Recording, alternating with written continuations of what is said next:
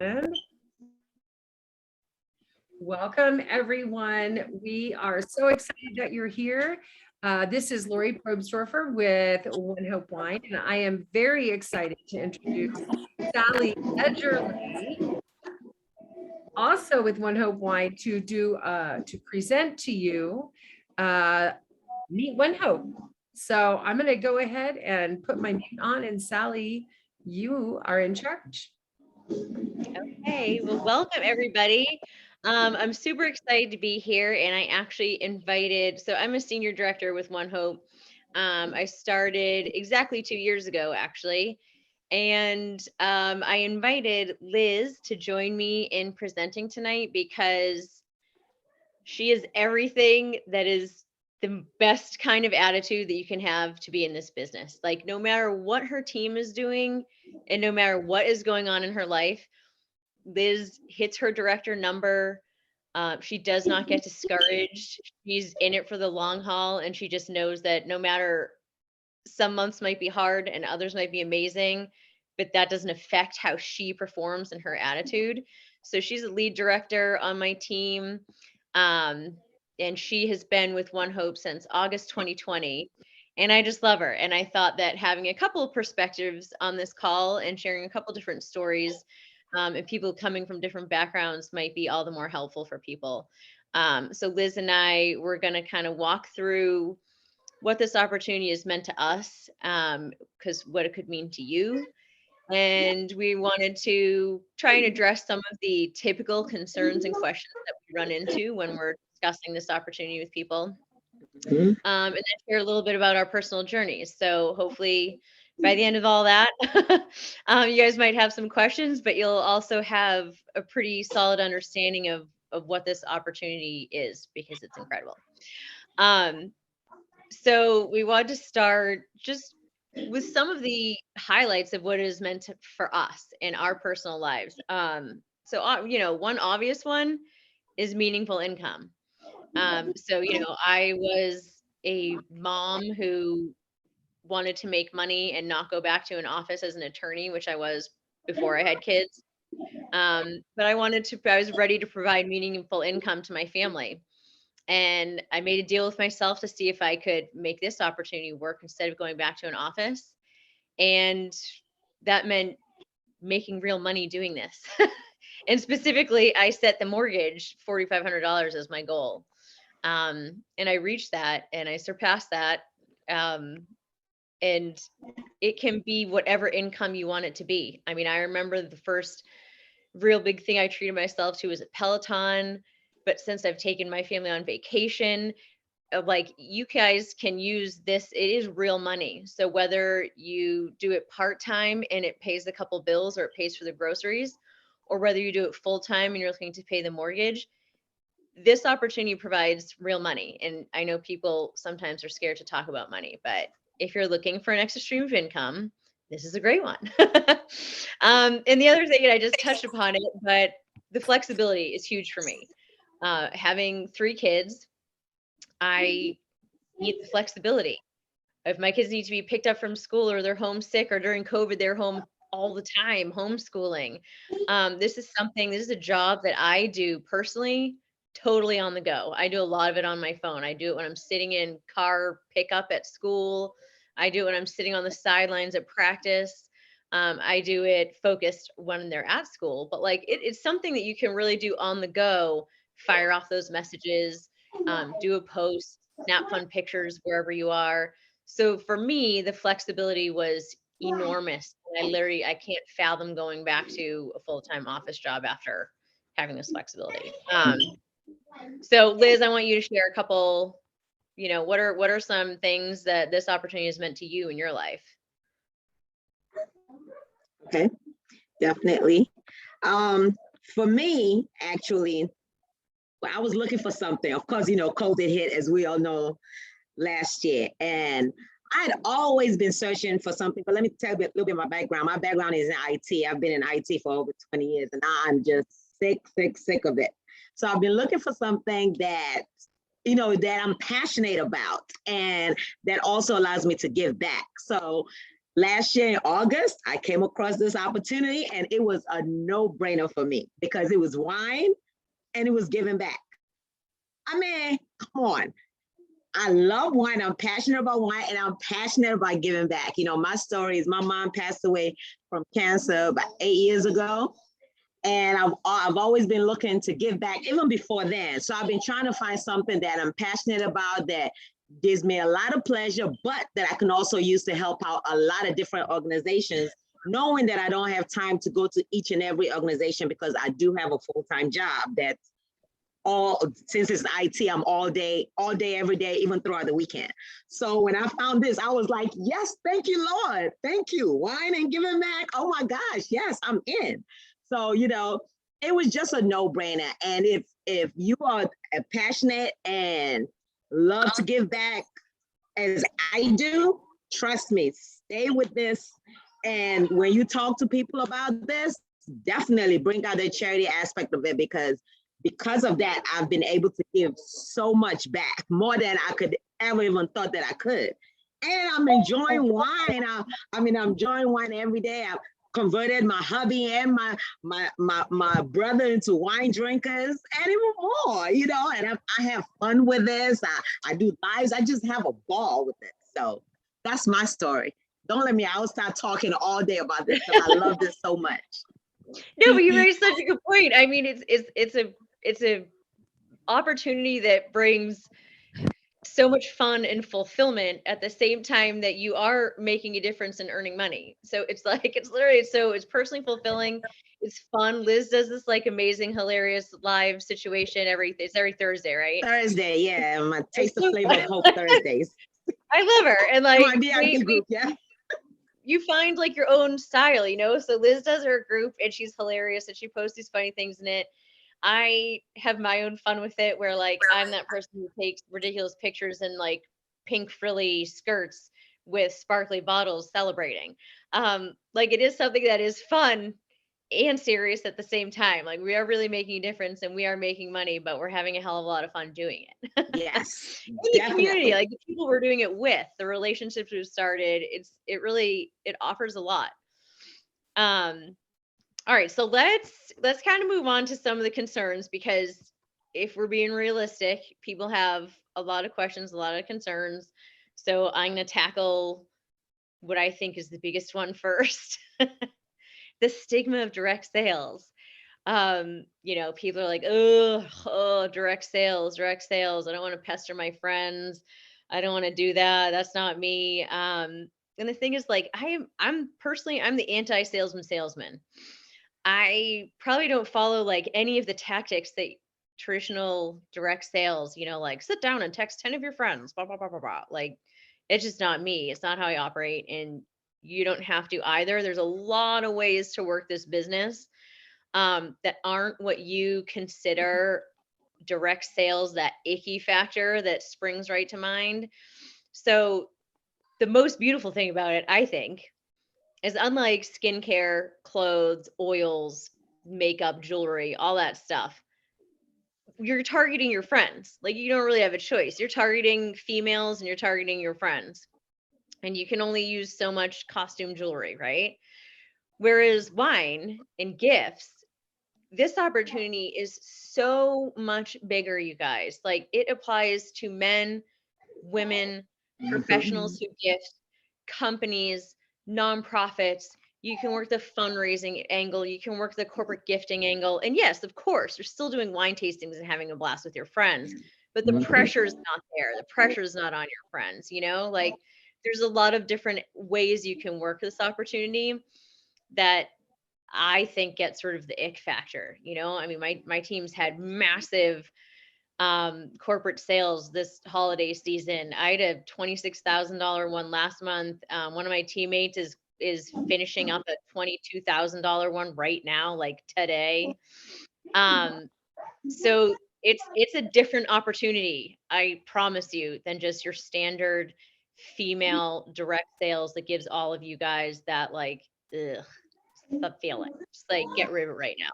And the other stigma, like I know it took me a little while in the beginning. Like I was a trial attorney before all this, and it took me a little while in the beginning, admittedly, where I was kind of like, oh my God, am I really about to go peddle wine to my lawyer friends? This feels weird. Like, I feel like people need to know I'm more than just this. And then the more time that went by and the more I recognized what an insane opportunity this was, like now I laugh at my lawyer friends who continue to sit in an office and I'm like, aha, I beat the system. I get to sell wine and raise money for charities. I get to do this. I am proud and privileged to have taken this opportunity. So my mind has done a total 180. And if you need help getting over that yourself, then come talk to me. So for me, that's a huge thing when people are like, well, I'm interested, but so that's what I would say to that and the whole stigma thing. And I know Liz mentioned some like pretty big fears that people raise to her. So I'm gonna let her tackle those next. Okay, yes. When I talk to people about this, or they let me know they're interested, they do bring their fears. Even those that are actually in the business, some people on my team do have some fears. Now, one of them, of course, is talking about this. They say, well, the wine is a little too expensive. My friends don't necessarily buy wine this expensive. But this is what I say to them. I definitely talk about the charity aspect of it, but also these are Napa Valley wines, award-winning wines. They are great wines. You are not going to find wines of this quality like that for this price. They're great prices, you know, especially the vintner ones that are expensive. Of course, we have the reserve and that kind of the ones that are a little bit more, but still. So when, you know, I do have a few that say that, and they say that all the time, and I tell them this. I said, you want to have a great wine, not going to give you a headache. You don't need that much. You want to enjoy yourself, plus you're giving back to charity at the same time. And, you know, a lot of times they're like, okay, you know what, let me try this. And I'll tell you what, sometimes they might not try it right now, but they will try it, and they have tried it. So don't be discouraged about the price. Just talk to them about, you know, the charity aspect of it. But I'll tell you this, you have to be, if you don't believe in it, you cannot talk to somebody else about it, because if they don't see that you believe in what you're selling, how can you expect them to believe you? You know, so make sure you put that point across. So another thing is, I have a small network. I don't know anybody. Who am I going to sell this to? That's another one. So of course I tell everybody, you start out with your family and friends. You launch your business, start out with your family and friends. Don't just put it out there and send them texts. Call.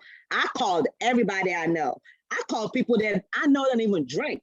And I told them, I said, yes, you are going to buy some from me. I never give them an option, especially when I first started and I was trying to hit all my goals, because I don't want to leave any wine or money on the table. That's how I feel. So I called everybody. I said, guess what, guys? I'm starting a new business. You guys know how much I love wine. So, and you know how much I love giving back. Guess what? I've combined the two. Call everybody, didn't give an option. Those who tell you they don't drink, I tell them, but guess what? You're gonna have guests that come in, they can drink that wine. You don't have to. Put it right to the side. You know, Gift. you don't need a small network. And at some point, your network will grow, because that leads up to my next one, which is putting yourself out there. A lot of people don't want to put themselves out there. I was one of those people. On social media, I'm very private, very, very private. So I'm like, nah, I'm not doing a live. I'm not doing this. I'm not posting about this. Nobody's going to see. Nobody cares. Nobody's paying attention. That's how I used to be. But I realized, you know what? I'm going for this, because staying in my little corner, not putting myself out there, I'm not going to get where I need to go. You have to put yourself out there. And it's okay. It's okay to fumble in the beginning. It's okay to make mistakes in the beginning. It's okay if you do a launching, a live launching of your wines, and you can read through it. That's not a problem. People need to see that everybody can do this. You don't have to memorize anything. You can read, you know, the bottles have everything on the back. You can have notes for yourself, and you can let people know, I'm reading through this. That is okay. I say it all the time in any of my lives. You know, I'm still learning this process. There's a lot to know about wine. It's easy. We can all do this. So after a while, you're going to put yourselves out there. I do a lot of vendor events. I do my lives. I talk to people. I talk to people everywhere I go. It doesn't matter. I'm at the store. Somebody says one thing to me. I'm like, oh, also to you, you know. And if they say they don't drink, I'm like, well, you know what? Do you know people that drink? I love referrals too. I just, you just put yourself out there and trust me, you will get a lot back. And it may not happen right then and there, but it will happen. Trust me, it will definitely happen. So those are the main. Planting seeds, ones. planting seeds, planting Always, seeds. It's just having always. conversation. And it's not about pitching people and being salesy. It's about starting conversations, building relationships, just talking to people. And like Liz said, like it definitely is a fear of people putting yourself out there, but I don't know why. I guess people probably fear like what are people going to say? What are people going to think? One, like who cares? And two, no one criticizes. Like we're in the business of spreading joy. We're Mhm. in the business of creating donations and making people happy. Sending gifts and raising glasses together. Like no one's going to hate on people who are spreading joy and drinking wine. Like they're just not. They're going to admire your joy and admire your mission, and you just got to drop any fear in that whole scenario. Exactly. Yeah. And then, so I think Liz and I were kind of discussing another common question that comes up is, do you have to team build or can I just sell? So, I mean, the short answer is no, you don't have to team build. When I signed up, Liz and I both kind of felt like sharing a little bit about our personal journeys and how we did come to build teams might just help clarify. You don't have to build a team. And when I signed up, I had zero intention of building a team. At the time, I was just blogging for fun. I wasn't really caring if I made money or not doing it. It just, I loved the glitter bottles. I had no idea about the charitable aspects. And I was just adding the glitter bottles to like my kind of blog repertoire of products that I was sharing. And it was over time that it took me a little time. It took me time to realize the opportunity that was sitting in my lap. And March 2020, the world was closing down. And Dana, who's on this call, saw me starting to post because you couldn't buy wine where we are. And I started posting about gifts you could send people because you couldn't see them in person, and wine you could have delivered to your door because you couldn't go to the store. And she was smart and saw the opportunity and reached out to join my team. And I was like, okay, well, game on. I guess I'm going to start a team. And from that second, I was just like, this was all happening at the same time that I had set personal goals to start to make money. All of a sudden, like my personal goals had changed and I did want to make money. So you can sell, this is an opportunity. You can do whatever you want with. You can do it part-time and just sell. You can do it full-time and try to make like a true career out of it. But for me, I will say, holy crap, I'm glad that I came to recognize the opportunity in front of me, because I mean, from that March 2020, when I signed my first teammate, to September is that first month that I made the $4,500 mortgage. By October, I made $10,000 in October.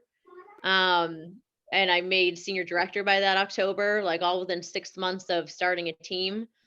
Today my team is over 1,000. I think it's over like 1,100. I don't know, but it's definitely over 1,000. I haven't, it's a very busy month. I haven't actually checked it out how many are on right now, but it's over 1,000. We hit 1,000 in September. And it's crazy rewarding. Like starting a team, I wish I'd known or thought about it earlier, but you don't have to start a team. You can dabble, you can just sell, and that's amazing too. You can get bonuses just by doing that. It's the great thing about ONEHOPE. Like they have bonus opportunities whether you're just selling or you're team building. But I'm just going to tell you right now, and plant the seed, because it took me 6 months to figure this out. This is a huge, amazing, incredible opportunity. And while coaching a team sometimes can be a little frustrating because you just care about them so much, but it's so rewarding. Like, I mean, I remember when Liz promoted, like Liz and I were talking nonstop, and I was like, oh! And I remember my family being like, why are you so excited? And I'm like, because this woman lives on my team. Blah, blah, blah, blah. Like it's a really rewarding experience to help other people and watch other people on your team achieve their goals too. It's just like it's Mhm. really cool. So yes, it's amazing that the first time you watch your paycheck from your team commission get bigger than your personal sales paycheck. Like that was pretty cool. But it's also just really cool to be a part of someone else's journey and know that you maybe played a tiny role in helping them get there. And it's really meaningful. It's like Mhm. as fulfilling and meaningful as the charitable aspect, in my opinion. So no, you don't have to grow a team, but it's pretty cool when you do. Liz, want to share some about your journey? Because you started a team, I mean, right away. Yeah, I started a team right away, but I had a couple of people, and then after a while, it kind of went on and on with the same 2 or 3 people for months and months and months. But then after a while, I was like, okay, time to really buckle down and get this done because we can get this more and more. Then it went from there. And I know there were some times I got a little frustrated. You're going to get a little frustrated. I'm not gonna tell you any lies. You will get a little frustrated, but my mind said, if you build it, it will come. I believe that truly. I don't care how long it takes. It will, but you have to be willing to work for it as well. It's not to say, well, okay, it's wine and this. I don't have to do anything. Every day, I do work on this business. Every day, because I have a full time. There are times that I don't have a lot of time, but there are times that I do have, time, and sometimes it overlaps, and that's okay because I'm willing to invest in myself. I'm working for somebody else. I'm building somebody else's dream. I got to build my dream because I want this to be my full time. This is what I want to be able to do full time in the future and say goodbye to the job. So, I know that. I can't just sit back and say, well, I don't feel like doing this today. No. First of all, I enjoy drinking wine. As you see right here, have my little wine with me just cause it's Monday. No reason at all. But have my little wine with me. And I'm working my business all the time. And everybody says it. They're like, oh my God, you always, we see the passion in you when you talk about it because I love it so much. And you guys, everybody's journey is different. Just like Sally said, mine is a little different from hers. I've actually done direct sales before, but nothing like this. And it was team building, but it was more also of, vitamins and something like that. There's nothing wrong with that, but I wasn't passionate about it. I was just looking for something. But this right here is just a whole game changer. I'm happy every day. I'm happy every day. I have wines here, wine there, wine everywhere. I gift wine, and the best thing now we have gift cards. Oh my gosh, you guys don't know. I'm excited about the gift cards. But yeah, I'll tell you guys. So yeah, definitely, as Sally said, you can make money just selling wine, but building a team, that takes you to the next level. So, but you guys don't feel intimidated, and we are here to help. You don't have to do it by yourself, talking to a potential, get us on the calls. We'll help you out. So you don't feel like you have to do anything yourself. That's what we're here for. Yeah, no, I mean, truly, like when I got started, I was like, I remember, like I'd hear about people in direct sales who had these enormous teams, and I'd be like, how the hell do people have teams? Like, how do you even do that? And here I am, like, if I told myself like 2 years ago when I signed up that this is where I'd be today, like, I'd swear myself off. But so Liz is right. Like, we're all here to be supportive and be a community, and the thing is, like, I posted something on our team, Liz, and you said something similar to it earlier. It's like, if you are not wildly in love with your own shit, then other people are not going to be either. So, I mean, I think Exactly. that's where you can see, like, you can see the joy in our eyes and hear it in our voices and see it in our pictures. And that's what draws people in. That's what starts conversations. Like, people don't want to be fed lines. People don't want to be sold on things.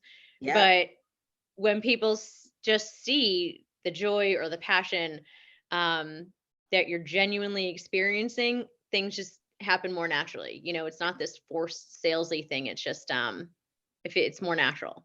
And It's- we're all here to help you find that voice too, I guess I would say.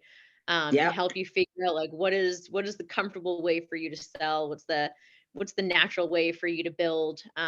So, and we all still work with each other on that too. I mean, it's always it's a game of personal growth and change, and And it's do awesome. that. It's an amazing opportunity. I mean, clearly Liz and I have drank the Kool-Aid, so Oh, definitely. Definitely. so Girl, you make the Kool-Aid. You're not selling it. You make it. yeah. So if you guys have questions, like it's already been a half hour. So see, Liz, I told you this would fly. I know. But I will say one thing, guys, through all this, one major thing, have fun. Have fun through all this, because what's not to have, I mean, what's not to have fun? It's a wonderful business. You know, and if you have fun, everything will come to you naturally, So because you're not looking for something, nothing is scripted. You just enjoying yourself. you're absolutely right. I'm going to pause the recording. You guys were amazing. I'm so tickled. Thank you so much, both of you, for sharing. I love hearing your stories.